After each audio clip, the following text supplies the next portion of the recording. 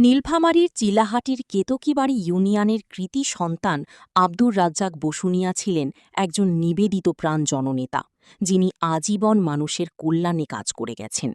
১৯৫০ সালে জন্মগ্রহণ করা এই মেধাবী ব্যক্তি শিক্ষাজীবনের শুরু থেকেই কৃতিত্বের স্বাক্ষর রাখেন। চিলাহাটি মার্চেন্টস হাইস্কুল থেকে এসএসসি সম্পন্ন করে তিনি ঢাকা বিশ্ববিদ্যালয় থেকে মৃত্তিকা বিজ্ঞানে স্নাতক ডিগ্রি অর্জন করেন।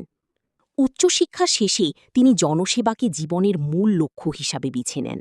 কেতকীবাড়ি ইউনিয়নের চেয়ারম্যান হিসাবে টানা ৩ বার নির্বাচিত হয়ে তিনি স্থানীয় উন্নয়নে গুরুত্বপূর্ণ ভূমিকা রাখেন।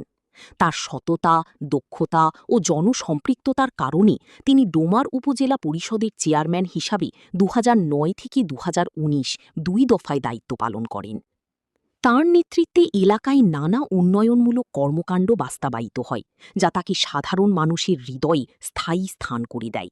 ২০২২ সালের ১৬ই মে তার মৃত্যুতে এলাকাবাসী একজন দূরদর্শী ও মানবিক নেতাকে হারায়।